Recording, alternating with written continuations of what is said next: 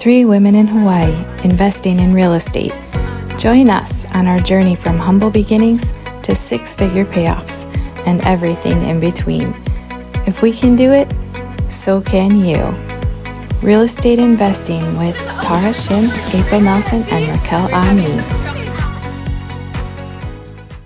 All right, we're back with real estate investing here in Hawaii. And right now I wanted to know a little bit from Raquel and Tara, what was the catalyst that got you started in real estate investing? Raquel, what was your first step into the investing world? Being a realtor, I had some clients that were investors here on the island as well as other islands. So I was able to represent them in finding a property and also turning around and selling it on the back end.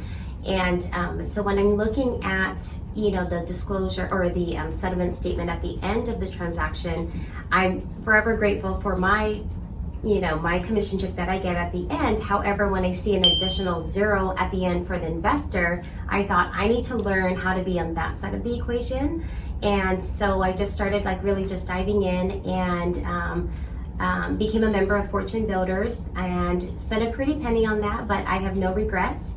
It's paid me 10,000-fold already, and I'll be able to grow my network through that community. And I just have ongoing classes and seminars and learning opportunities from there, and able to again network with tens of thousands of people that are members of Fortune Builders. I'm not trying to endorse them, but I'm just saying what an amazing program it is. And so from there it just started just jumping in and putting myself out there, being intentional, and just reaching out and searching for opportunities in the investment world. And that's when it started.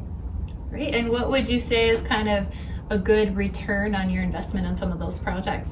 A good return on the projects, meaning money-wise. Yeah, money-wise, like numbers. Say that we're always. But I saw a video of you one time where you were talking about, it's got to be in the six-figure range, yes. and we don't take on the investment because it's too much of a risk, it right? Is, especially yes. here. Yeah. So, is that what you would say is sort of a typical return that you may invest in a new project, or what kind of returns are you seeing? Yeah, so for me, I've, as April had mentioned, one of my rules I try to, keep at is, if I don't make six figures, then I don't partake in a deal, because we live here in Hawaii. One little small thing that we overlooked could just wipe out our whole profit margin. So I just really conservative when it comes to the numbers. And when we look for properties that are distressed, if it is with local families or any family for that matter, the first thing we want to do is try to help them first and try to find a solution for them. But it's the ones that are coming from the banks, those are a little bit more black and white numbers, and those are the ones we kind of go for. And again, we just want to help the local people try to get back into these homes, that have been maybe, neglected, or they've been abandoned, or whatever the case is. But we want to just fix them up, re-love them, and then put it back into the community. So, for another local family to enjoy. So the main focus, not so much the dollars, but the dollars come when you're having the right purpose with what you're doing. Yes. And how about you, Tara? Mm-hmm. What about your catalyst that got you started into the real estate investing world?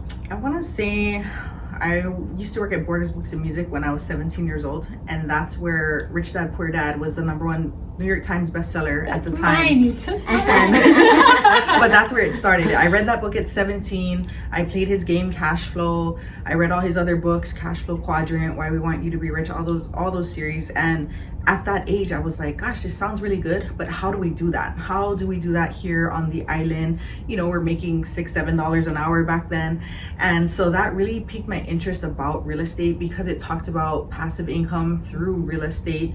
And I realized, most rich people probably don't work a 9-to-5. They do have investments and real estate. And so as I grew older, I was able to build my own home, I was like, okay, this is definitely what I want to strive for, is to continue to acquire more properties. So another big thing was I joined 101 Financial. I took that financial education, and having that solid financial foundation for me was huge. So I coupled that with what I learned with Robert Kiyosaki, and then I just took my first home and leveraged that to build the second, and buy the third and fourth and fifth, and so on and so forth. So I want to say it was reading that book, Rich Dad Poor Dad, and I read it 3 times, 17 years old, in my 30s, and just recently with my kids in my 40s. And it hit different at all different times when I read it, and it just solidified like why I do this and the purpose for that passive income and making my money work for me instead of having to work so hard for money.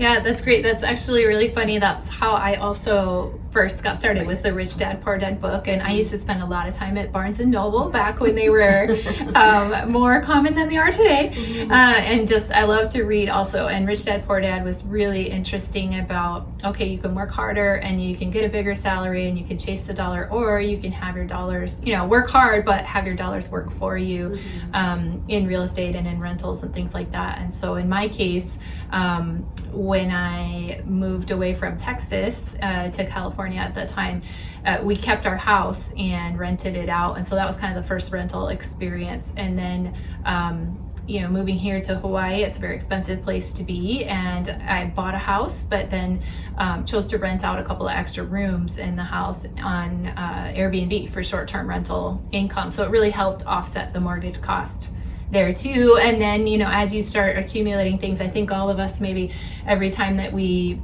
you know, make money on one investment, it's not just cash that we're going to enjoy, you know, not running off to Vegas. We're putting it into the next project to then see, okay, so then I'm going to buy this and now do that, and make it kind of build some momentum that way. It seems like both of you have done that as well. Join us for our next video, Real Estate Investing with Kids.